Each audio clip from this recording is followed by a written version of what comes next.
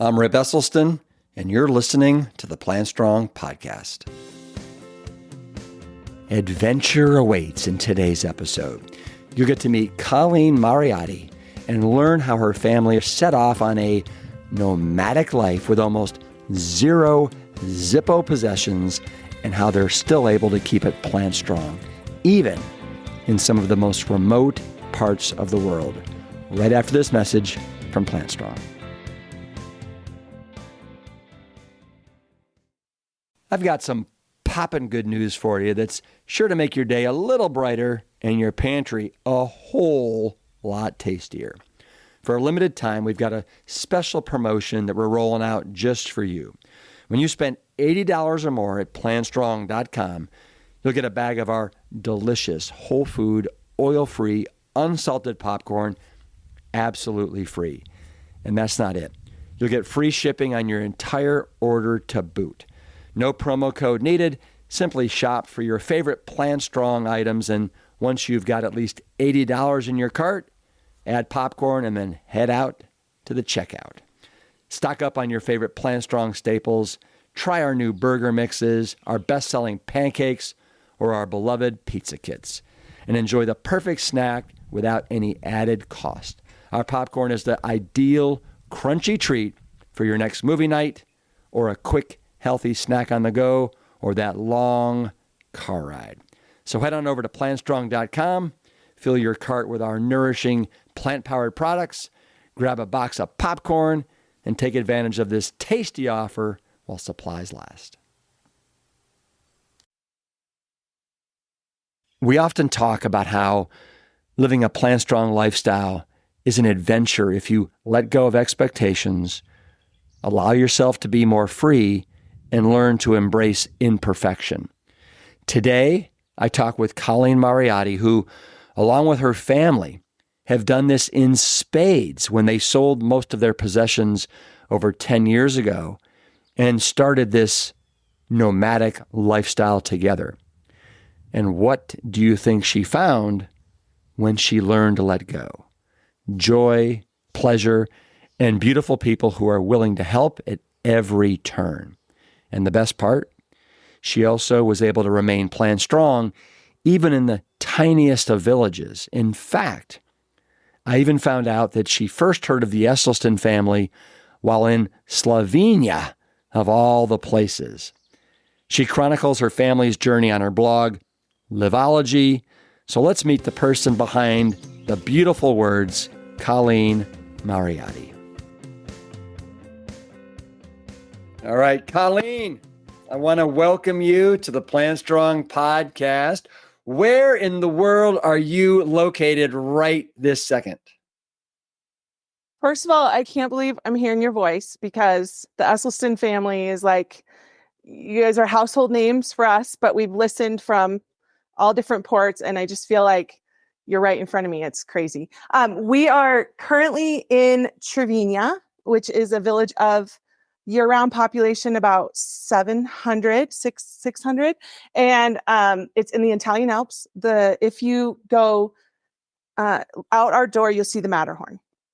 Oh, okay. All right. So you are living in the shadow of the Matterhorn. Is that correct? We're living in the shadow of the Matterhorn, and we can ski to Switzerland from our front door. But it's a lot of elevation between here and there, but you can ski into Zermatt or Italy or down to the next village, which is called Balternage. So I want you to know that I have been so anticipating this conversation with you because you and your family have done something that my wife and I dreamed of doing with our 3 children. Oh, really? But we never got up the courage to actually pull the trigger on it. And you guys have. And so I cannot wait to dive into all the lessons that you guys have learned over the last 10 years and some of the adventures that you've lived. But first, I want to let you know how I got tuned into you and your Liveology blog and Instagram posts.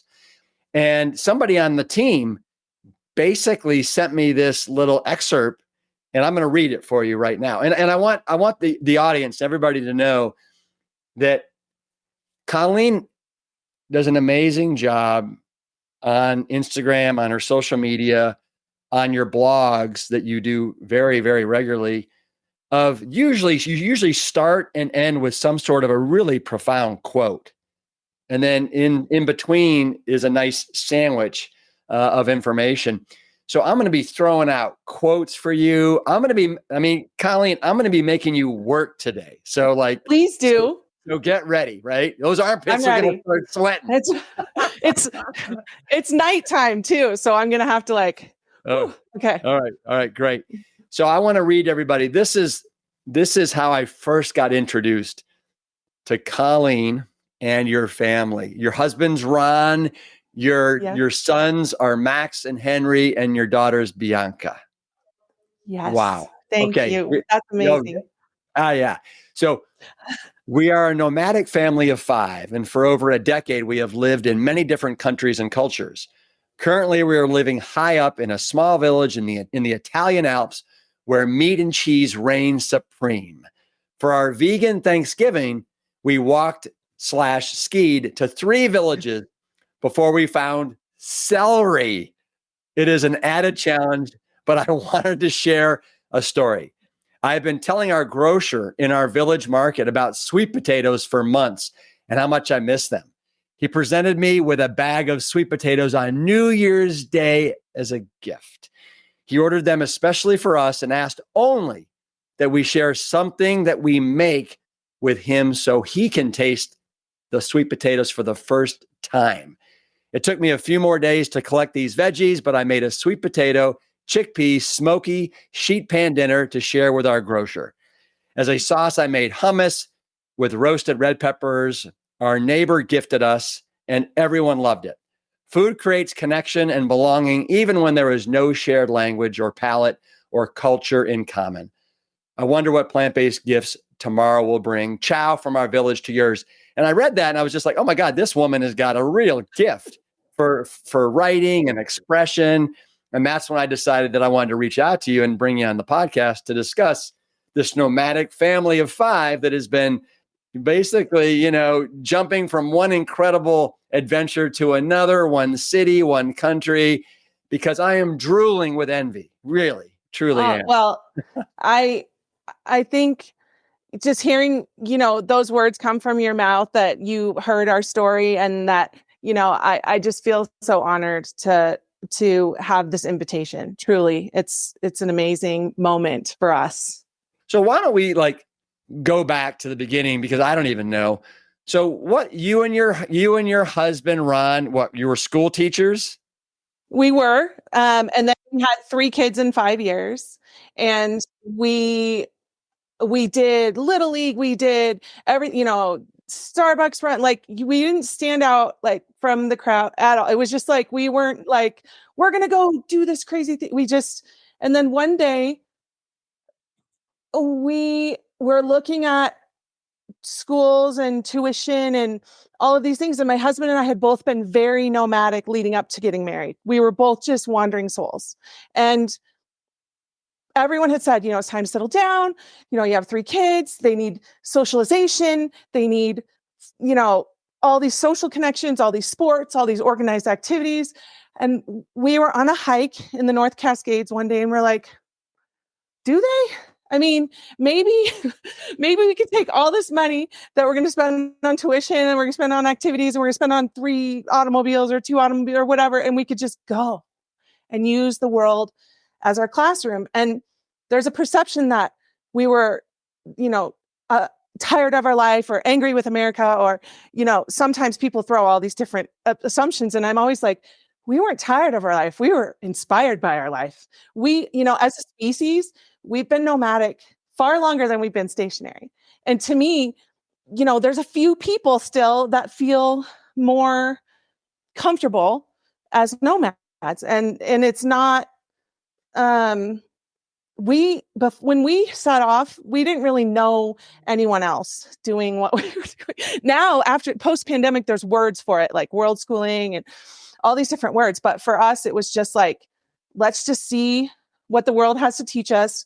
while our kids will still have us. And that was what happened. And from decision to departure, it was 4 months. Like, Wow. house gone, stuff. Oh, and we sold everything we own. And we packed 5 carry-on bags. That's it. That's still all we have. That's still it. Well, that really epitomizes the whole less is more motto, doesn't it? Yeah. I mean, we really don't, like, there were times when it was laundry day and we're like, yeah, we can't leave the house. This year, this apartment, we don't even have a washing machine. So laundry day is really tricky because, you can't walk through town naked. So we really have very few possessions. Were the kids behind this decision, or were they young enough where they're like, yeah, it sounds good to us? Well, Bianca was 5. And then Max and Henry were 8 and 9 when we left. And now Max is 20. Henry just turned 19 and Bianca will be 16 next week. And we are, I write about this a lot. So, but we're not a democracy. Our family it has to be anonymous or we don't move forward. So we have a whole decision-making process we go through with core values, with our core purpose, with our vision, and we just keep generating paths until everyone's on the same page. And that's how we ended up going back to the US, because the boys really wanted to try, high school after 7 years of world schooling. And we went back, and then the pandemic hit, and then lots of things happened. But we really don't ever do. And I think especially with teens, the voting was crucial, and it wasn't majority. It was like, okay, we still have 2 people that are not on this path. And so let's go back to the drawing board. Let's create more paths. And I know it sounds crazy. We've been doing it for so long that it's kind of the air we breathe. But I feel like our teens, we have really good relationships with them, and there's conversations are deep and they're meaningful. And it's about like, okay, Mom, I'm trying to figure this part of my vision out. And this piece doesn't really seem to match my core values. And this piece does. Those are the conversations that I get so excited. Like, if I can help you align with your path, that's, to me, it's not about our path. Like, everyone should do this. It's about helping you align with your path. That, to me, that's the stuff. So if you decide, or if somebody throws out there, hey, I think it's time for us to move. We've been here for 3 months. I'm getting a little itchy here. And somebody throws out an idea. It has to be unanimous that you guys are all okay. Wow. Yeah. And we don't take, someone's grumpy day as like our new path. It's like, okay, Ron and I usually bring it up and say, okay, going back to the United States is a big deal. Like, we don't own anything there anymore. Like, okay, let's think about, how does this work for everyone? What does your path look like? What does your path look like? If we can align, then we go. Right. And I mean, it's led us, when we left, we had no idea how long we would be gone. We didn't set any time frame. We just said, everyone was saying, oh, you're going on a gap year. And we're like, okay. But 10 years later, we're still out here. A gap decade. Wow. And it's still going. It's become it is our life. I mean, we're a nomadic family, and the boys were anxious when they were starting university this year in a country we've never lived, by the way. And they were like, 3 years. 3 years. Like, how do you stay in one place for 3 years? So there's whole new skill sets that we're developing now. But it's not, we don't really look at any places. It's about global community. It's about global connection. It's about, the fact that these borders that are in our world don't really separate us. That was the goal. So you mentioned you have very, very little possessions, which I am super jealous of that as well. I just want your refrigerator that's behind you. Yeah. There it is. So big. So ridiculous. Gosh, I love it. There's probably ice in there, which we don't have. Yeah, that's great. There is. But I just feel like these possessions just kind of, they weigh us down and bind us. So incredible what you've done. What is your perception after being a nomadic for 10 years of money?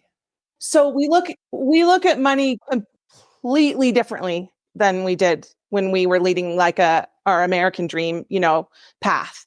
We, barter is, you probably know this but barter is alive and well in the world. It's just that I think in our culture, the more capitalist, we always expect to get something directly for something but we've noticed like in a lot of these other cultures we live, like we might barter for ski passes. We might give social media. But it doesn't have to be a direct agreement. It's kind of like, it's more of a contribution to the village, contribution to, I don't know. We use barter a lot, but the other piece is for example, we eliminated our number one expense, which was mortgage, when we left or rent or anything. We've house sat in both hemispheres in 20 plus countries, where we go on, and we say, we can take care of your pets. We can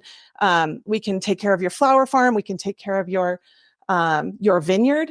And then we have this really immersive experience in the south of France, putting the grapevines to bed, whatever. And we're not paying we have no, expenses. We're working for it. Like we're doing something, but then also it taught our kids like how to take care of animals, because we don't have them, and how to take care of other people's places, how to be a steward of the land, how to be a steward in the community, like all these things that, I don't know, we would have done it to some extent in our traditional American life, but this was like, oh, okay, you're in a village in Indonesia, and you're living here, and you're going to take care of, these animals, or you're taking care of an alpaca farm in southern Portugal, and and we're like, sure, sign us up. So that was huge. 6 out of 10 years, over time. I mean, sometimes it was 3 months, sometimes it was 1 month, but overall, we've been house sitting and living in other people's spaces and walking in other people's shoes. And I mean, what an incredible opportunity. Yeah. It's funny. I see that working both ways. I see it being like, wow, this is so incredible. And then I also see it as, wow, I'm in somebody else's place. And then at some point, does it just kind of feel like home, and you're okay with it? I know when I've been someplace for more than like 3 weeks or a month, sometimes I get itchy to like get back to my things and whatever. But I guess that's just not even entering your mind, because it's not even enough. We don't have anything. You don't have anything to go back to. Yeah. If I had your refrigerator, I would definitely be wanting to get home. But I feel like for us, we are truly now, it's a muscle, just like any muscle. It's a muscle we've been exercising every few months for 10 years. And of course we slowed down as the kids got older, because they became teenagers. They wanted to date. They wanted to work. They wanted to be, important community members. Our daughter's now on a competitive snowboard team. So we've been wintering more in this place, because it is a place that feels like home. When we dropped the boys off at university, we said, oh, we'll see you, at Christmas. And they were like, well, where do you think that'll be? And we're like, we will let you know as soon as we know, but where do you want that to be? And they said Slovenia. And so here we are. And your boys, they're now off to university. Is it in Holland? Where are they? Yes. One of them is in Groningen.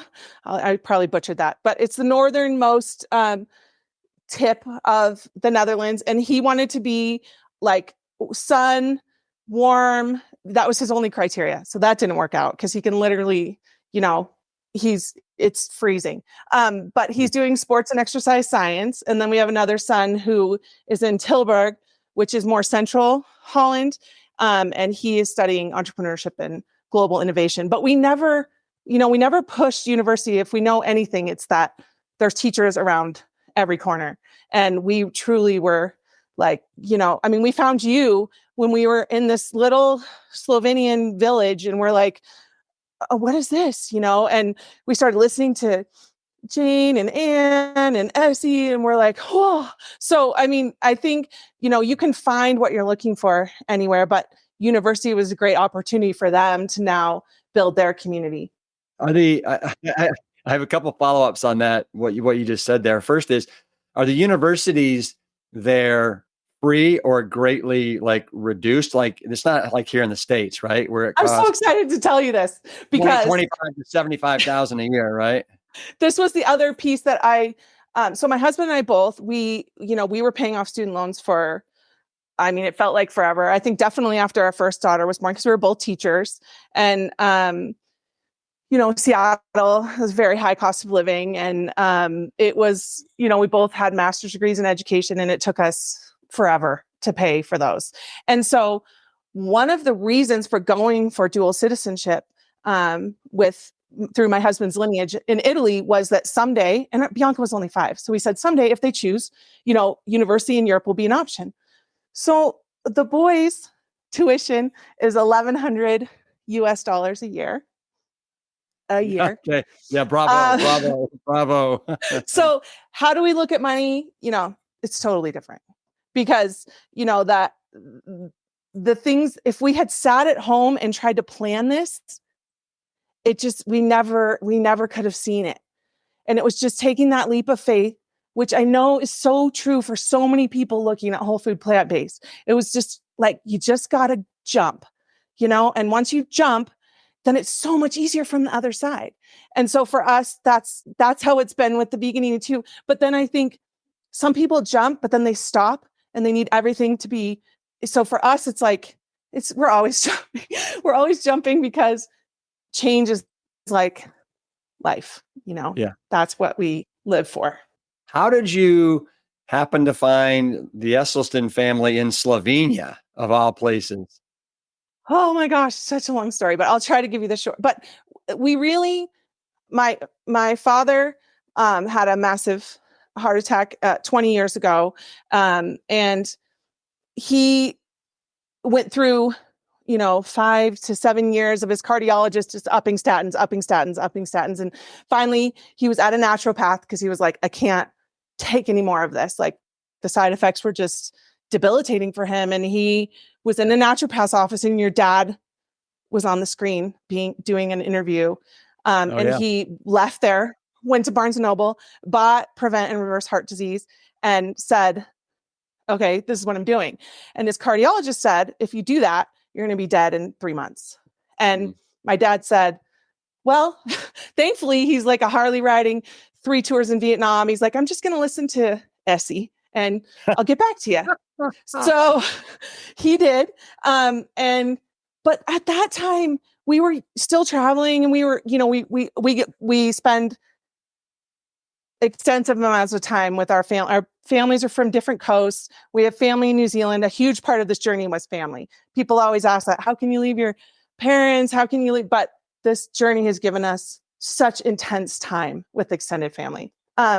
So we kind of thought of it as a disease reversal. We didn't really think of it as, because there was no education around it. We didn't really, at that time, we didn't jump into it the way that he did, but it was always a really big part of our lives. But then re-entering the US every 2 years, re-entering the food system, it was like our bodies would just go, what is happening? And I mean, blood sugar numbers, cholesterol numbers, like high blood pressure, stress, everything, just thyroid, like stuff was just all over the map every time we would re-enter. And so it took us a while. Like it was a slow, like the first time we're like, okay, we need to eat more organic, okay, we need to, do 0 kilometer, it's not kilometers, 0 mile, whatever that is. And then when we went back before the pandemic, just before, my husband got a diagnosis of type 2 diabetes. And we were like, I mean, he doesn't look overweight. We just skied, 110 days in a season. But it was there. And that's when we realized, and there was a quote in a magazine. We were sitting in the doctor's office, and there was a quote in the magazine that day that said, like, you can't jump a chasm in 2 steps or in 2 leaps. And I was like, okay. So he, of course, being his lovely kind of rebellious self, said, so can I eat anything I want if I go on this metformin that you've you're laying out for me. And of course, the doctor was like, no, you can have a half an orange and you can have all the usual, Yeah. type 2 diabetes guidelines. And he was like, well, I need time because I'm going to do this differently.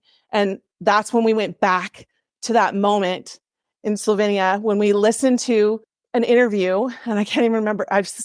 Seriously, thousands of hours with your family since then.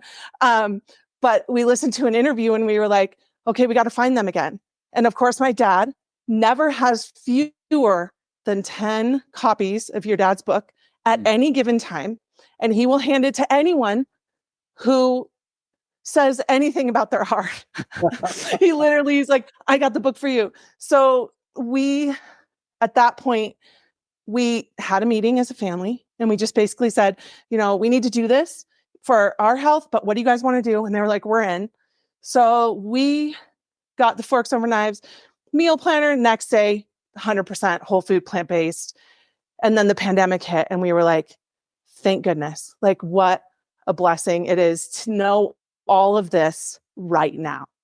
And, we're 100% committed. It's challenging at times with our lifestyle because food is culture. So, and I mean, up here, it's very, the cows, for example, there's a whole festival in September called Desarpa where everyone goes to get the cows that are coming down from their summer breeding, grazing. And then the whole village walks with the cows down to the next village. And the cow that produces the best cheese and dairy has a beautiful, like floral necklace around her neck. And the family walks with such pride. The connection to the food is remarkable, plant-based or not. It's really something to celebrate. And I just think these are lucky cows. They're so valued and prized. And so, there's times when, and then you get down to the next village and there's local meats and local cheeses, and there's always plants though. There's always plants. Yeah. Yeah. Always plants. What I want to do is I want to read an excerpt. Actually, this is an excerpt from you from Slovenia. You say, because to me, there's such teachable moments in all of your writings. You say, I realized coming into an experience with the absence of expectation is a brilliant, open perspective in which everything surprises and delights. Maybe excited anticipation is the right approach because of the openness inherent in uncertainty, where expectations are laden with ideas about how something will be. Anticipation is a feeling of infinite possibility. Slovenia was my teacher. I hope to remember all that she taught me from this day forward. And so I bring that up because it's kind of where you first got taught about whole food plant-based. That's amazing. That's amazing to make that connection now because, yeah. Yeah. Well, and of course that goes back to me then finding your blog post on your Thanksgiving dinner where you were trying to get the sweet potatoes, right? So I've got so many wonderful quotes. Some are from you, some are from Rami, Walt Whitman, you name them. But I'd love to say them because I love quotes too. And then let's just kind of riff on it and then see where it takes us. Sounds great. Okay, great. So this one here, I think this is yours, is one thing that we know for sure after this past decade of wandering the globe as a family of 5 is that anything is possible. Stay open forever, so open it hurts, and then open up some more until the end of your days, and then do it again the next morning. Wow, that just hit me like a ton of bricks, because to me, it's all about being open and vulnerable, and as opposed to staying, closed up. But it's so hard to do that unless you kind of do it right and practice it like a muscle. So what is your advice to our audience about opening up? I think you need to start wherever you are with everything. That's what I think. Like there's so many how-tos, so many prescriptions, but I think the best way to illustrate this is when we were selling all of our belongings, wedding gifts and rocking chairs where we rocked the kids and all of everything. We sold this little key stand that was right by our front door.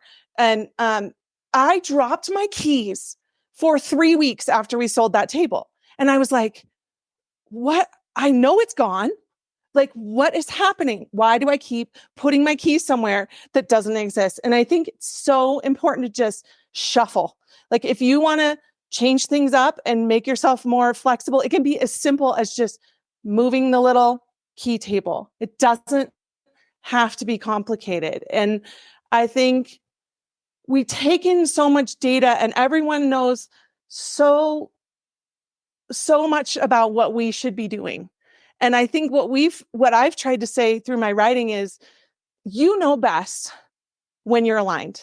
And if you feel stuck, or if you feel, it can be so simple as just taking a left instead of a right, running this way instead of this way. We don't even realize how habitual we are until we shake it up. And I think it's like, even I talk to people who in the Plantstrong 7-day challenge community, and you know, I thought of this story today where, people say, I'm getting on a flight, what do I do? Or I'm going on a trip, what do I do? Or this member of my family isn't vegan, what do I do? And we had a swim teacher when our kids were little, and they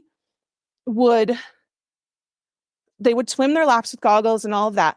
And then she would make them jump in at different times in every lesson without goggles. And I was like, what is she doing? We lived on an island, and she said, I want them to know what to do. They know what to do. Their bodies know what to do. But if they must have goggles on, they might not be able to do it. And I think that's so true about eating this way. It's like, we never have the same utensils. We never have the same kitchen. Sometimes we don't have an oven. Sometimes we don't have a stovetop. Sometimes we have no vegetables if the trucks can't get up. So it's like, there's always a way. And I think that's a really important thing. Like, goggles on, no goggles on, you can figure this out. And I think America is so convenient. I think COVID was the pandemic was one of the first times a lot of people were very inconvenienced. I'm not talking about the tragic element of it, but just stuff. I mean, we were like so ready. It was like, we've lived in whole villages without toilet paper. Like, you have a hose, you're fine. Like, just, you don't need to worry about this. You don't need to hoard. It's an abundant universe. It's going to deliver what you need when you need it. And the best way to stay healthy is to not worry about that stuff. What's the longest period of time that you've been in one spot, and what's the shortest period of time? So if we don't include the pandemic, because we went back to the States and then we stayed because we wanted to be closer to our aging or our parents. Yeah.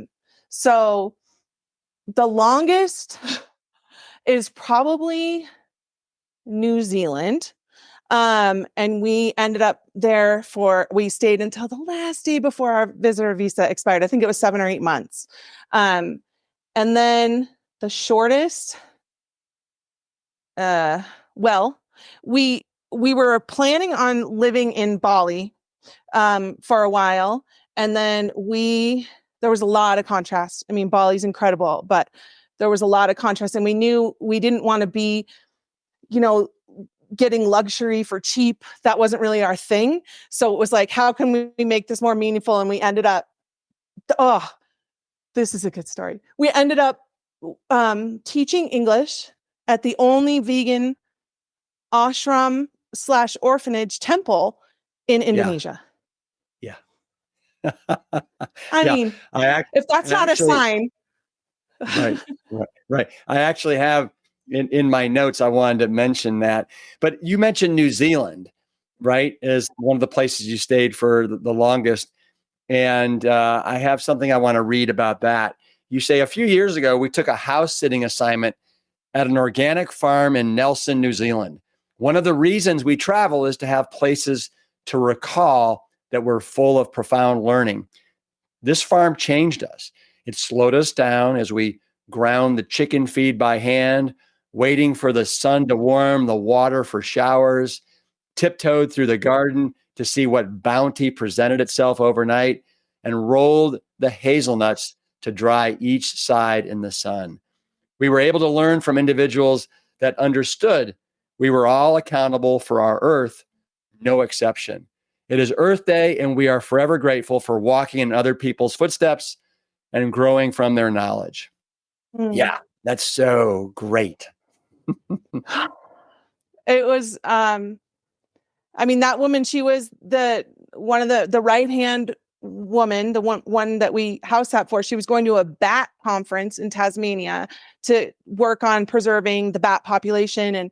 And she was the right-hand woman of the Green Party leader of the time in New Zealand. And it was, and the name, I mean, people around them were using pesticides, and she cared, but her vision was so far above tit for tat.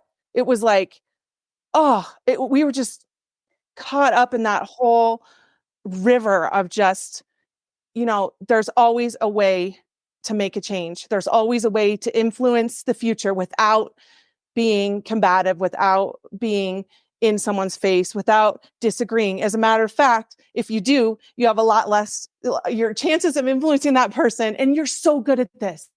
I mean, this is one of the things I love so much about the work that you do and your whole family does. It's not about judging the choices people are making.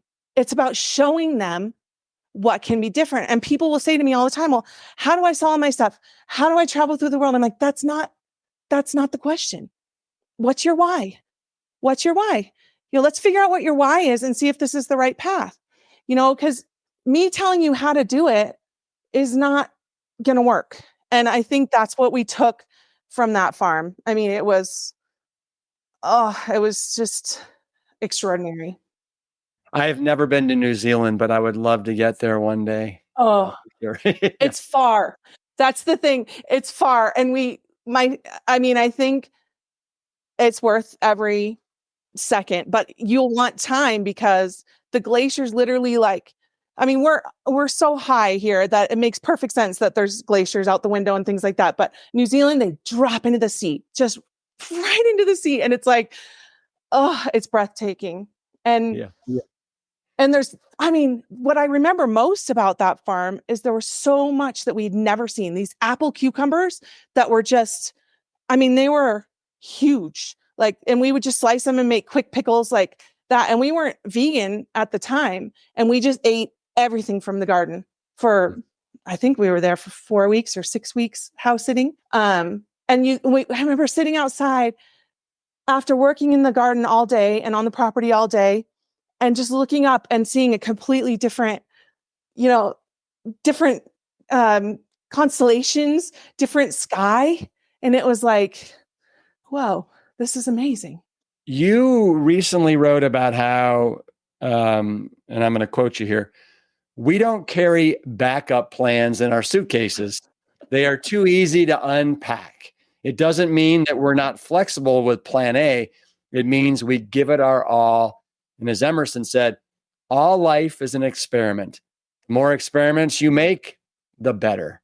Our plan B is to accomplish plan A. That is so right on. I'm so glad you think so. It's hard. There's times when, we get to the door and we're like, this isn't right. Like we can't stay here. And but we got there. We got to the door and we're like, okay, we're here and we're leaving.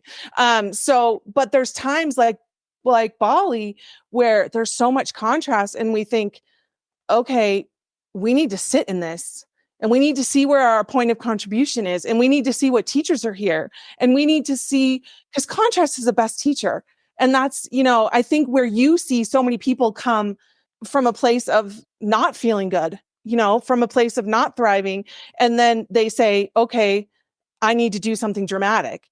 But contrast is the best teacher. And I think that helps us when things don't go as we anticipated with plan A. but we always go for it. I mean, but that's because we work so tirelessly at what plan A is. I mean, because I said it's everyone has to be on the same page. We've spent a lot of time on plan A. Like if I was just like waking up in the morning, like we're going to Egypt or we're going to, that wouldn't, then you're going to have teenagers saying, what the heck? What are we doing? What are you dragging me around? We've never, people always say, what about your teens? What do they want? What do they need? And it's like, ask them, they voted for this. Like, this is their choice. We wouldn't, this is all of us together made this plan. And I know people say it's really unique and really time consuming, but I think, gosh, it's way less time consuming than arguing day in and day out, than butting heads, than, having all these, power struggles. To me, it's like, if you own your decisions at that age, I mean, watch out, world. We recently, for spring break, we went to Norway. I love the cold plunges. Yeah. We did the cold plunges. We stayed on, right on the water on a fjord, the mountains and the water. I mean, I know that those are two things that are near and dear to you, obviously. And oh yeah. And I want to get back to that. But you have a quote. Actually, it's not yours. This is Pascal Mercier. He says, "We leave something of ourselves behind when we leave a place. We stay there even though we go away, and there are things in us that we can only find again by going back there." And I love that quote because of all the emotions that it brings up in me. Because I know sometimes I leave the farm, the Esselstyn family farm, and I know I won't be back for a year, right? Yeah. And I come back and it's like I just get flooded with all these emotions and memories and melancholy and just everything that you can imagine. Nostalgia, yeah. Nostalgia. And so, you mentioned, I think it was one of there was one place that you went. I'm going to see if I can find it.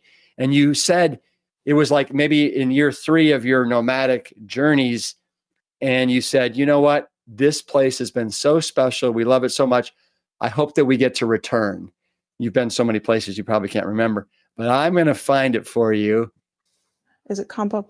Southern Italy, maybe Malta. Malta. It was Malta. No, Malta. It was Malta.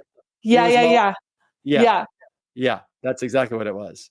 Well, and I think we have, so I think we, as you probably just experienced in Norway, we find a new piece of ourselves when we travel, because you don't need to travel to experience these awakenings, but travel is a shortcut. Because you're like, I don't speak the language. I don't know this food. I don't know this currency. And it's like, your senses are, that's why it's addicting, I think, because your senses are so alive in ways that you can't.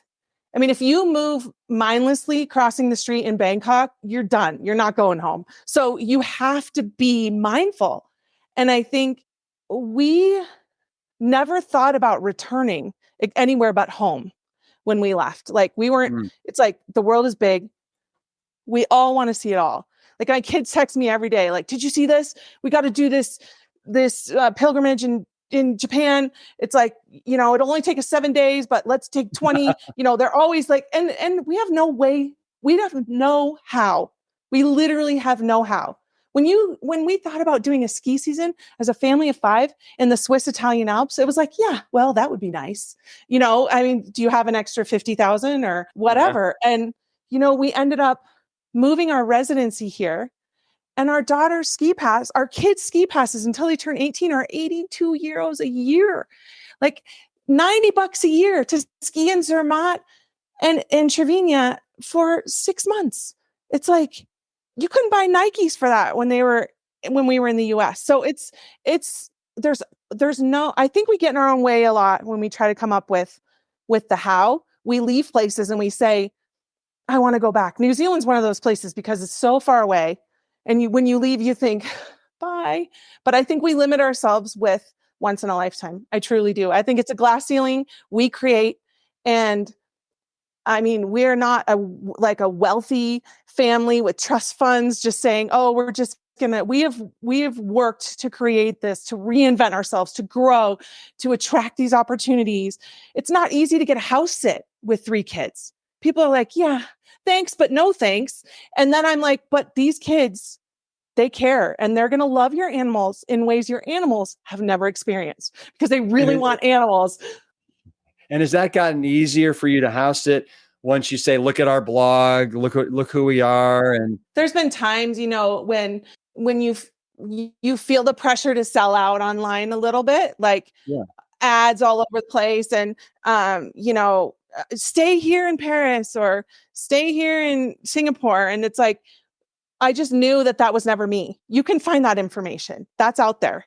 But I knew that for us, it was more about what's the legacy we're leaving for our kids.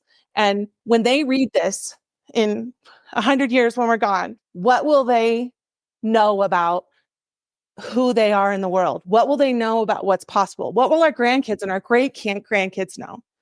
And I'm looking at a quote that you have in one of your posts, and it says, "What will our children do in the morning if they do not see us fly?" Rumi. So, I mean, that's you're showing your kids how to fly.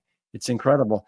And I think there's a perception that it's about travel, but it's not about travel. It's about change. Mm-hmm. Everything is, and falling in love with change, which I know makes people really uncomfortable. Yeah. And I love the fact that you guys aren't afraid to roll up your sleeves and do the dirty work. And that leads me to this quote by Andy Andrews. Everybody wants to reach the peak, but there's no growth at the top of a mountain. It's in the valley that we slog through the lush grass and the rich soil, learning and becoming what enables us to summit life's next peak. So that's what you guys are doing. You guys are kind of going through the valley, up to the peak, through the valley and up to the peak. Would you say that's accurate? Oh my gosh. And it's not judging where you are. I think that's so important because it's so hard these days with social media, with even it's so hard to take it as a comparison instead of an inspiration. Now, if we're around people that have seen the pyramids, something I really want to do, or the Northern Lights, something I've missed a million times for some reason, or even the Statue of David. I've more time in Florence than a lot of people, and that man eludes me for some reason. It's either closed or under construction, or it's the weirdest thing. But I know that just being, where was I going with that? Anyway, I feel like that you can't judge where you're at in relationship to others, only where you're at in relationship to yourself. And if you do that, if you're focused on your own alignment, your own capacity to contribute, literally the red carpet of the world opens. And I'm not saying I'm not, we try not to say what we are, if people read bios, it's like, you're this, you're this, you're this. And there's all these little emojis to kind of describe who you are. And we just try to be as open as we can, as often as we can. And when that doesn't, it doesn't feel good anymore to keep going, then we'll stop. But I don't ever see that. I don't ever see that. Well, and that's because you guys, as Ralph Waldo Emerson said, don't be too timid and squeamish about your actions. All life is an experiment. The more experiments that you make, the better. You guys are just connecting those experiments one after the other after the other. And the world is so small. And I think we have a tendency in the US to be, or as parents, and not just US, but I can't speak about other cultures because I wasn't parented in them. But we have a tendency to be like, you need a plan, you need a plan A, you need a plan B, you need a plan C, you need to be thinking about this all the time. Like literally once we left the US, nobody asked us what we did for a living. Nobody asked our kids where they were going to university. Nobody cared. We've been in cultures where there isn't even a future tense in the language. It's like, wow, like what? Or where you're learning about the history of your country from a different country's point of view. And you're like, wait, that's not how the Vietnam War started, or that's not how. And you realize, whoa, it's just a story from a different country's point of view. And I think I drive people crazy sometimes because there's no how to. It's like you're the map. Like whatever, when you're aligned, when you're tapped in, when you're tuned in. And when you're not, it's your work, and for us, leading an intentional life and not eventually looking at what we're eating would have been a hypocrisy, right? Because it was like, okay, there's a point when, there was a point in Bali before we found the ashram and the orphanage where we taught, where there was burning plastic outside of our place we had rented every day. It was toxic black smoke. And we were like, oh my gosh, why is this happening? This is horrible. Why doesn't anybody do this differently? And then the next day we're coming back and my daughter says, Mom, they're burning our garbage. And I was like, huh, okay. So someone would come in and, pick things up after us. And then it was our plastic. And that's when all of us went, there's no separation. We're all part of the whole. Our actions, in fact, impact everything. Everything impacts us. Like we're all connected. What can we do differently? What can we do better? And it's not someone else's fault. It's not a culture that might not, know what you know. I mean, it's amazing. It's so easy as Americans to feel like we have all the answers, but yeah. Well, so you mentioned Bali and it was there that you guys worked in the orphanage. You also, for about 2 months there, you decided that you wanted to come unplugged from social media. And so I'd love to talk about that for a second. And you say, you were reflecting on Mary Oliver's words. This is the first, the wildest, and the wisest thing that I know, that the soul exists and is built entirely out of attentiveness. When social media, this is you now, when social media feels like it is enhancing attentiveness, stay on. But when it is detracting and distracting our ability to be attentive, then I think it's time to log off. Sometimes we forget signing out is even an option. Do you need a break today? I love that. And I can't tell you how many times one of my children is just head down into that thing and he is not present. And it is so upsetting to me. It's hard. Yeah. And so we're having some really powerful conversations. And then you go on to say, this is what I love. This is you. There is nothing more romantic than absolute presence. And it's so hard to get that these days. It is, but we still have the power. And I think that's what we forget, because the big companies, just like in our food systems, are saying, oh, you need this for this alarm and you need your to-do list on here. And I'm like, we every time we've taken these breaks, we have these moments of panic, like, oh, I didn't look this up, or, so here's the cool thing, that when we did that in Bali, there was a business card of a driver and in the apartment. And I was like, okay, I picked that up. I used the phone to call him and book a tour. And he picked us up the next day. And after spending 3 days with us, he took us to this ashram where he told us later, after he picked us back up, that he was an orphan there growing up. And this place changed the course of our lives. Like, it was the only one of the few places we've been in the world where you're just walking on pure love. I mean, people donate animals for him to feed the kids, and they're just more mouths to feed because he would never eat an animal. This monk that runs this place is just the most incredible place. And how did you find it? We never would. The driver drove us there. And I remember calling my mom and saying, we're going to be out of touch for a while because we're going. And she was like, what? Where are you going? We're like, well, we're just going to trust it. She's like, okay, what? And I just said, we're just going. We have 3 little kids. And it's just that trusting that heart map, and just knowing when it's the right decision. And the kids had their own lessons. They taught classes. I mean, Bianca was 7, I think.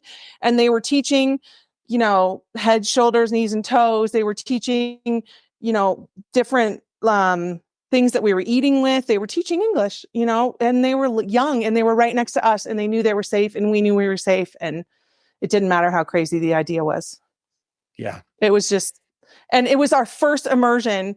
I remember our son, Henry, who's the sports and exercise, on the way there, he's like, can we pull over and have some meat, before we get there?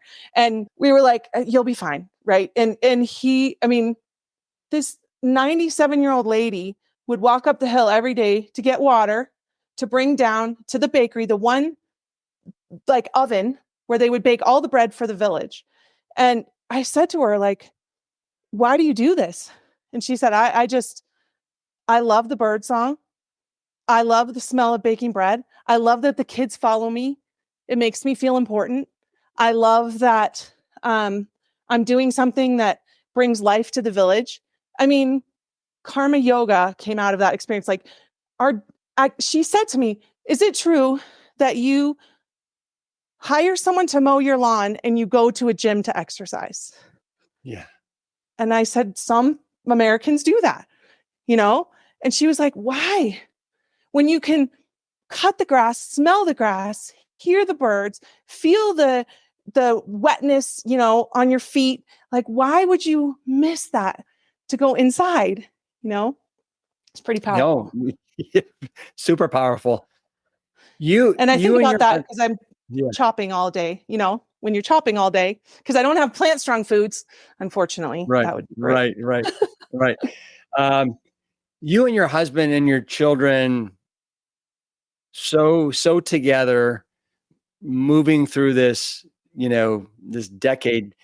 And I read about how you and your husband had very little kind of alone time together. And then one time he took you to this incredible trail called Narnia. And and you said it was super, super special. But it sounds like you guys have a pretty incredible marriage.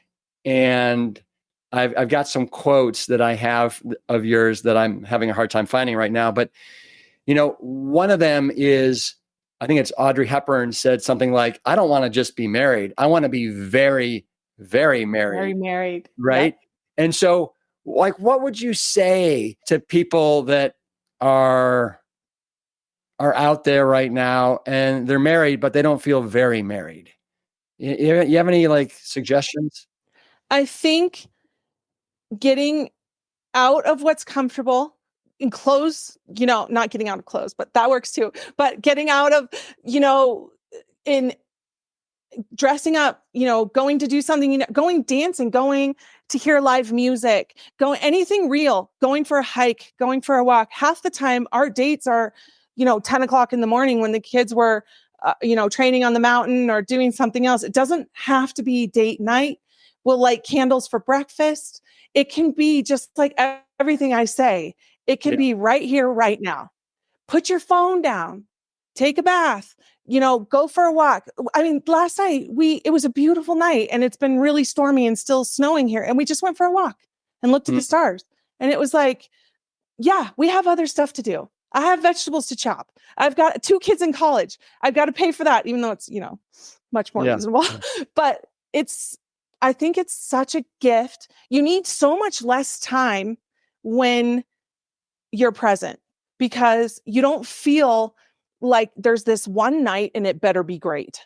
We have Friday night and it better be great. And that leads to other things like maybe not taking as good of care of yourself when you go out to eat or things like that, because it's like you're just wanting it to be everything. And I think I learned this in France, actually, from French women, that I kept saying, how do you look good all the time? You're wearing stilettos on cobbles and you walk like you're, walking on air and you look beautiful and you have no wrinkles and no goggle tan. And she said, we learn to do a little every day, always. And it's that was so counterculture to me. When she said that we learn to do a little, you mean for themselves? Yeah. It's totally acceptable to, self-care, to invest in those products, to invest in those meals, to invest in those experiences, it doesn't need to be expensive. There's, the fountain of youth running through different regions where the water is really therapeutic. So like you saw in Norway too, I mean, it's so important to make in a relationship, I think, to make those small deposits every day. And it can be as simple as lighting candles at breakfast, putting the phones away, going for a walk. It doesn't have to be a grand gesture. And I think we get caught up in grand gestures. Just like when people think, oh, did you see the Colosseum? Did you see the Eiffel Tower? Did you see, there's all these things on our list, these big things. But, did you see how everybody goes for a walk every day at 4:00? Like, that's my favorite time of day in Italy. Every day. It's just so magical. No one's going anywhere. There's nowhere to be. It's just about walking. And we tried to do it during the pandemic. Like, we were like, okay, we're going to do passeggiata here in Bellingham, Washington. And it was always like, I should be cooking. The kids have school. We've got to do this. It was just hard.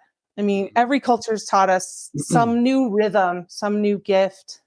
It's, I love hearing everything that you're sharing. And it reminds me, we love doing stuff as a family, whether it's hiking down to the creek and, looking for turtles, whether it's going to the Boundary Waters for 10 days and just, not seeing another human being and just being our family, going to Norway. But my favorite thing as a family is when we have dinner together around the Lazy Susan table and we get to share our days. And because we very much like you guys, but not to the extent, but because we do our best to have these really special adventures together as a family, I think when we come together at dinner, we all, I think, really look forward to it. And, our lives get busy and we're doing this, and that. So that little moment, and we'd say we probably can do it four evenings a week for about an hour, is just, it's so delicious. Love it. Love it. Because it's delicious to you. It does. I mean, we always talk about modeling, like, it's not what you say, right? If I'm yelling at them to put their cell phones down and pay attention and I'm on my phone, it doesn't land. So it's because you're leading that charge through who you are when you're sitting around the table, because you're aligned when you're sitting around the table, you're aligned when everyone's around you that you love the most in the world, then people can't help but be drawn to that flame. And I think that that's so true in marriage as well. It's like, what are you doing to keep that flame going? And then people just come. Like, people will always say, how did that opportunity come? And I'm like, literally, we set the dream and then we detached, and I think detachment is so important. And then we don't have an idea. Once you decide how something's got to happen, even a plant-based meal, it would be impossible. If I thought, oh, I need a blender and I need a food processor. I mean, if I plugged a blender now, I would blow the whole village circuits. It would not work. So it's like, I was so excited. I bought flax seeds a couple weeks ago and I'm like, oh my gosh, I can bake, I can make, flax eggs, and they're whole, right? And need to be ground. Like, I need to get like a boulder and I don't even know. So I just have this bag of flax seeds. So I think just being okay with not understanding the how and not carving that out. Not having expectations for how people show up to the table, because if your flame is going, you're going to attract something different from others. I believe that wholeheartedly. Yeah. Earlier we were talking about in France and the women that take care of themselves. This is an observation that you made in Italy. You said, I spent today in Italy observing women, reflecting on the women in my life that have shaped me, and hanging out with my favorite young woman on the earth, my daughter, Bianca. It struck me that I always know who the strongest women are because they spend time building people up and they don't have any interest in doing the opposite. Thank you to all the women, past and present and future, who focus on building our global community by strengthening others, one moment, one word, one decision at a time. You give me hope and fill me with courage just by being you. brilliant, and way too many people try and tear other people down. And I find women are so strong and so incredible, so supportive. And I just read that passage that you wrote on one of your Instagram posts, and I just had to like bring it up. Thank you for saying that. And the women in your family are people I was thinking about when I wrote that post. Like I truly have been my life is so much richer um for not knowing them. But now like when you're talking to me, it's so surreal because I feel like that's another gift that your family has where it always feels like you're talking to me even though this is the first time, and it's such a gift. And I think that strength, recognizing that we can get that from what we put into our bodies, um even for women, and men, but there's so many changes at different stages through pregnancy, childbirth, menopause, all of those things. And like listening, what do I need now? How do I shift this? And I just get so many answers from the women in your family. Yeah. Thank you. What do you think of when I say this quote from Shel Silverstein? But this bridge will only take you halfway there. The last few Mm. steps you have to take alone.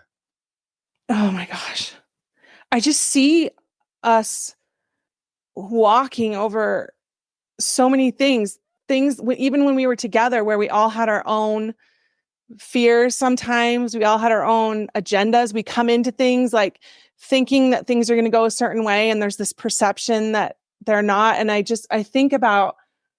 also think about my teens. Like that's like, I feel like in the US, sometimes we don't celebrate the teen years the way that we should, in that teenagers are so full of life.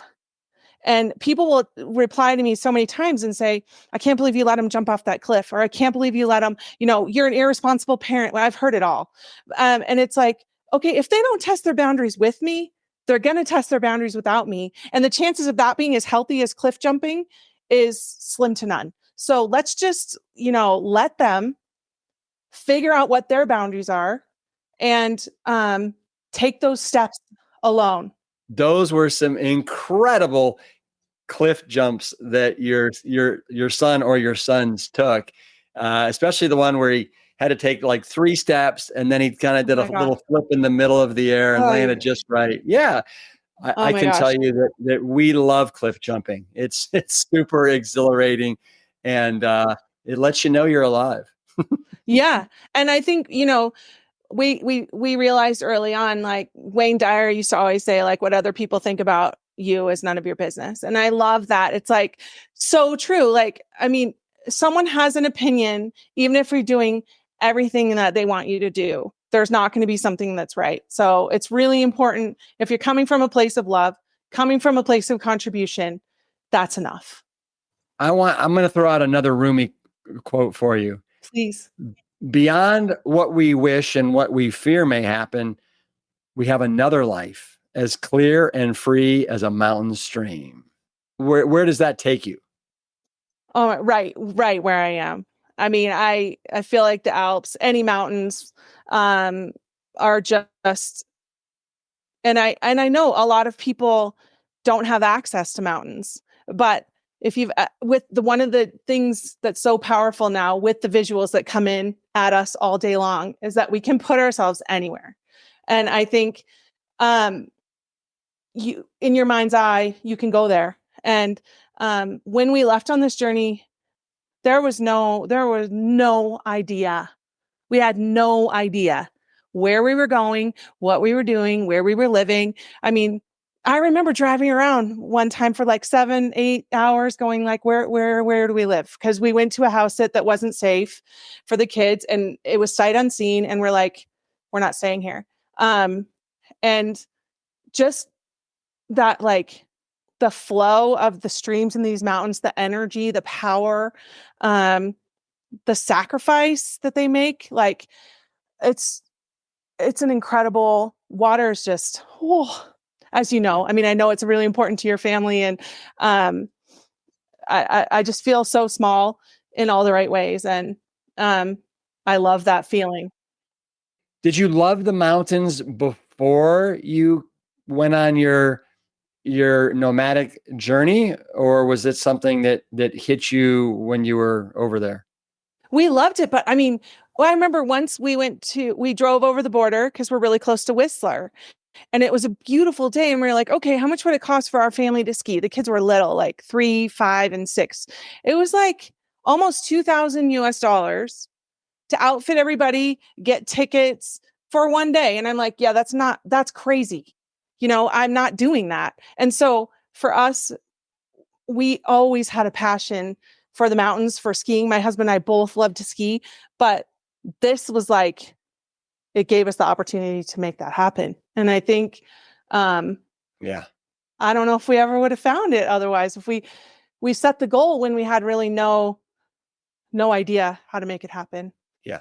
We just said, Um, I said, ever since college, I was like, I want to do a ski season. And then I'm like, so many people say it's too late. It's never, ever too late. So we're basically ski bums because we can ski all day, and then 8 a.m. in Seattle is 5 p.m. here. So then we start working. So, and chopping. right, right, right. You have this quote about uh, a hike that you had in Refugio del Oriente, if that, Yes. or I something like. could see. Yeah. Yeah. Oriande. Yeah. Perfecto. It's, Yeah. Perfect. yeah. You say, I love the mountains, and trekking in the autumn in the Italian Alps is one of my happiest places. This was our hike to Refugio del Well done. Oriente. And you have a Perfect. wonderful photo of it. And I never want to forget the tiny sweet mountain blueberries that we picked on the way up, or Mhm. the sound of the mountain marmots bounding through the dry grass. The seemingly impenetrable blue sky backed the sound of the kids' breath as they napped on the hot stone at the top, the deafening roar of the waterfalls, and the gentle sway of the golden pines. All moments I hope to always remember. Again, Mhm.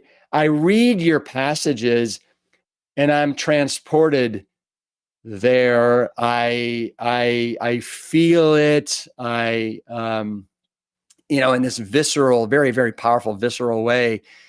And so I would say anybody that, you know, loves kind of what you're hearing right now, check out your blog, check out your Instagram. Do you have Facebook too? I have no idea. Yes. Yeah. Yes. It's Slavology blog on Facebook too. Yes. But I mean, we're not influencers in the way that we have drones and we're traveling um to take images of certain things. We're moving through the world, hoping to move through with other people that want to connect with us and our mindfulness practices and things like that. But it's not like this very packaged thing. It's like, it's really authentic, organic. We post when we can. There's times when the Wi-Fi goes out and we can't do anything. So it's, yeah. And there's no ads at all on the site. It's just the Yeah. words. It's absolutely divine. You say here, this is a quote from Alan Watts. You didn't come into the world, you came out of it. Like a Mhm. wave from the ocean, you are not a stranger here. And I think that you wrote that in your most recent blog post, where you talked about the sea and Yeah.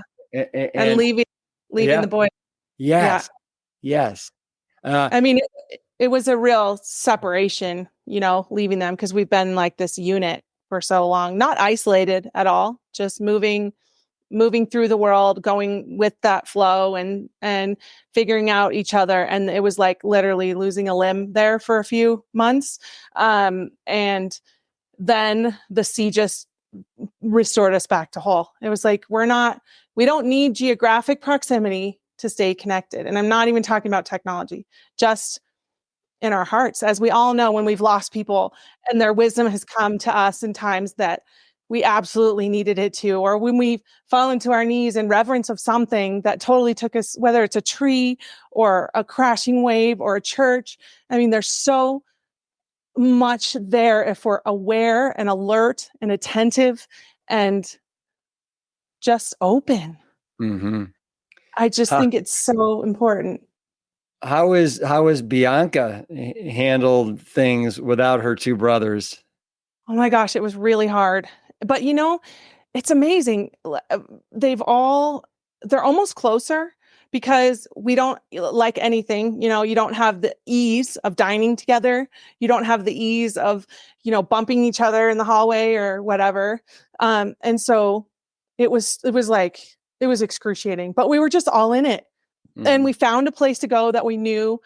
And I know it sounds privileged to say, well, we went to the Italian Riviera to renew but that's really not it. We don't own anything. We haven't owned a car since 2012. Like it cost us $35 from here to get to the sea. It's not like it's this big thing, but because we don't have a house, it's like, that's our house. And so we knew we needed the sea. Like there was something like, okay, we just need that time. And we need to be connected to nature and to each other. But she had her own journey during that time. It was very her taking those 2 steps that you talked about, that you said in that quote. Like she really had to walk that, and they found their way. And the kids have never been able to compete like on teams and things like that because we're always moving around. And this season, because we wanted to stay closer to them, we're here for the whole season. And so she was able to join a competitive team, and they asked her to join, and they kind of sponsored her and made it possible. And she tutors 5 to 6 kids in the village in English, and she walks dogs, and she has all those teenage things, dates and teenage things that are really important. And we had to kind of change our lifestyle to make that work. I would imagine at first it felt a little empty, but now you probably, things have rebalanced and probably finding a whole new kind of flow and life with just the 3 of you in where you are right now. Well, she says all the time, like all the biscotti is still here, or all the, it's like, she's 2 brothers and she's super hardy. Like she'll do crashes and people are like, oh my God. Like she's a, 2 brother strong crasher. So she's really coming into her own, which is incredible. And she's like, sometimes she'll say, it's a lot, it's just a lot of attention, Mom, Dad. Like you guys just need to like, because we're used to like, 5, family of 5, but it's been, we're so excited for the summer together and to whatever it holds. I'm not entirely sure. I found what I was looking for about what I wanted to say about you and your husband, because it just to me is so potent. And you say, you are my home and my adventure all at once. It's hard to believe 21 years ago, our honeymoon was the first time that I stepped foot in Europe.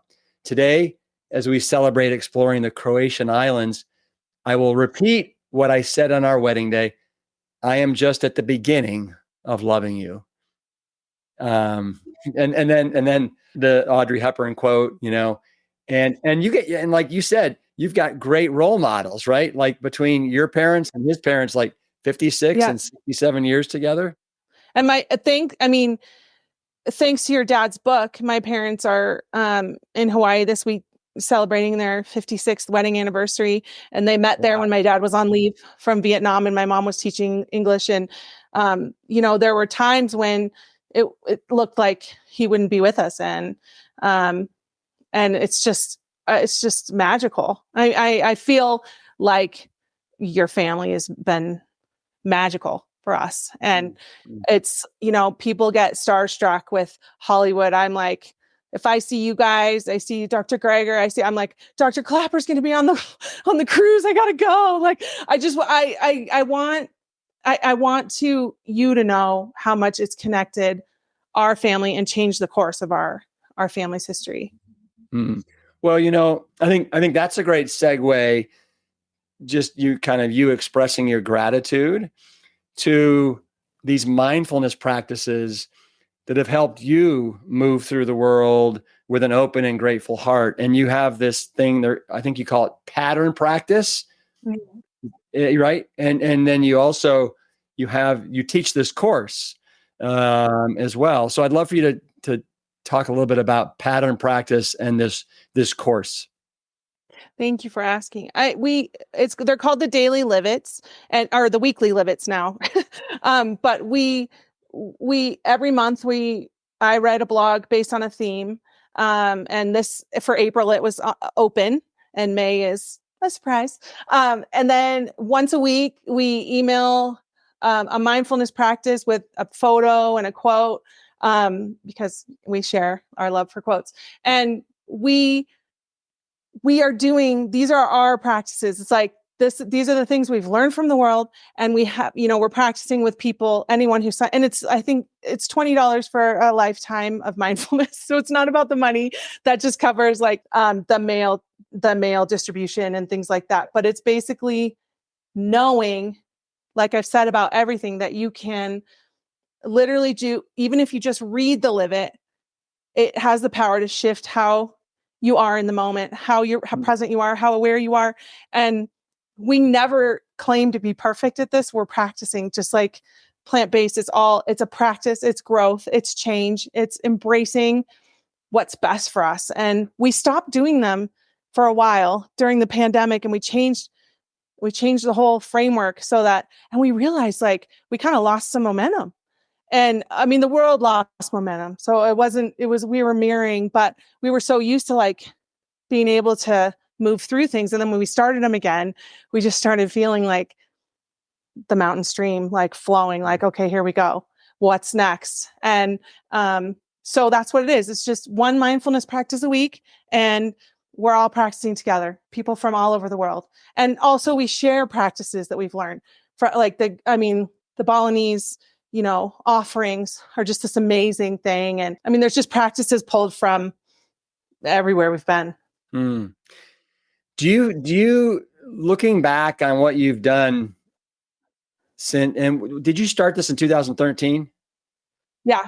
Okay. So, but looking back, so over the last 11 years, do you find it to be a courageous step that you made, or how do you see it? It shocked a lot of people, but for us, it was just going back to what we know. I mean, when I was 14, I went to what was then the Soviet Union, with a performing group, and my husband had wandered, and we both, like, when we found each other, we did what everyone told us to do and settle down and be responsible. And then we were like, we don't need any of this stuff. We just want to explore. And so I think the courageous thing was listening to ourselves over the naysayers or the people that were speaking from a place of fear, which, you bump up against all the time with whole food plant-based too. There's a lot of fear about where are you getting your protein, where are you getting, you have growing kids, what are you doing to them? And instead of listening to what you know to be aligned and what you know to be true, that is true of any of us, wherever we stand on the globe geographically. We can always listen to ourselves over people that are speaking from a place of fear. Because it's never about us. Right. That's courageous.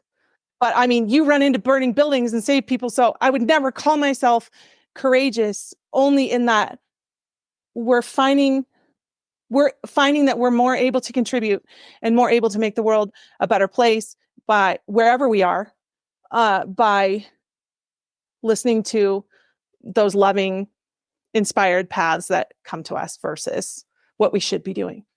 I am so grateful for this conversation, for you being so game to come join me on the Plantstrong podcast. I want to close, Colleen, with this quote that you wrote, and then there's a little poem. And then I want you to feel free to say anything you want, but I think this is an appropriate way to kind of close out this conversation that we've had. I wrote a little thing I wanted to read to you too, for your family. But fantastic. Well, how about if you do it after I do this? You that would be great. And you go for it. All right. Sometimes I look over the many autumns of our travels and I wonder, where the time has gone, while also feeling so thankful for the places that we have been together. I see the little faces of our children looking up at the camera with their excited 5, 8, and 9-year-old eyes, and I can't believe they were ever that small. As the ink is drying on the boys' university applications in Europe, I am more thankful than ever for each passing day with them. I wanted to share one of my favorite poems ever with you today, written by Jacqueline Kennedy Onassis. I love the autumn, and yet I cannot say all the thoughts and things that make me feel this way. I love walking on the angry shore to watch the angry sea, where summer people were before, and now there's only me. I love wood fires at night that have a ruddy glow. I stare at the flames and think of long ago. I love the feeling down inside me that says to run away, to come and be a gypsy and laugh the gypsy way. I love that poem. I think it speaks for itself. She says it better than I ever could, but it is about time. Like, it's all about time. And it's funny, we used to feel a huge lack of time, and we cut out a lot of the things that took our time, the stuff, the cars, the activities. We still do. We do a ton of those things in a day, but there just seems to be an abundance of time. And I don't meet a lot of people that feel that way. And when the kids went to university, I can honestly say, when the boys left, it was like, I'm so grateful.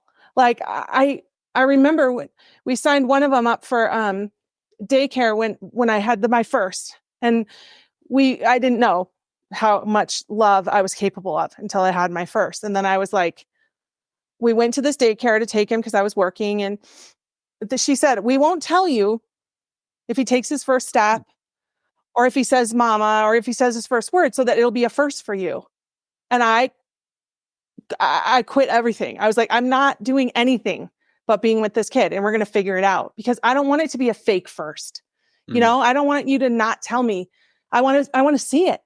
And I can honestly say, and my husband and I too, like, we have spent extenuous amounts of time together, and we're so excited for any time we spend with them in the future. But we're not delusional that we're all going to be geographically, because we've taught them, you know, it's a global community and they could be anywhere. And I know that we'll be connected. Bravo. What do you have for me? It's just a little love letter to your family. Okay. The first word we learn in every country is thank you. And yet those words don't seem sufficient for this letter. My first draft of this letter was about all we would have lost without the work your family has done. The final draft, however, is about all we have gained. Because of your family, our family has reverse heart disease, hypertension, type 2 diabetes, seasonal allergies, reactive airways, teenage acne, just to name a few. Because of your family, our family has celebrated birthdays, anniversaries, holidays that would have been cut short, missing loved ones that would have passed. Because of your family, our family has the joy of card games with grandma and grandpa, planting gardens with aunts and uncles, contagious laughter as we work to transform generational recipes into Plantstrong versions. Because of your family, our family has the gift of time. As Dr. Seuss penned, the alternative is someday asking the question, how did it get so late so soon? Yes, it's about the food, but it's something more. The legacy you're passing on is about the will to live and thrive and run and dive. It's about the will to love fiercely and not leave this earth too soon. It's about how we care for ourselves, yes, but also about our dedication to our family, our parents, our children, our grandchildren, and our global community. Mother Earth. It is about connectedness and how we are all part of the whole, not just for our generation, but in honor of all those that have come before, and for pioneering thought and aligning action for all those still to come. Gracias, dankuvel, merci, termina kashi, arigato, obrigada. Thank you for inspiring, inquiring, sharing, and daring us all. Grazie infinite, pianta forte. Infinite thank you, Plantstrong. Even this doesn't seem sufficient. Mm. Thank you. Hey, thank you. Thank you. Colleen, it was beautiful. Beautiful. I've really enjoyed the last 90 minutes with you. Thank you. Oh my gosh. Oh, Yeah. wow. Yeah. Thank you so much. I'm so grateful for this opportunity to talk to you and to express my thanks in person because I haven't had the chance to do that. But I'm sure your ears have been burning from the Mariotti and my parents and everybody. And I'm I didn't tell my parents about this, so I'm going to share it with my dad for Father's Day. And thank you for that opportunity. Absolutely. And I truly hope that our paths cross in person, not just over a computer screen, sometime in the future.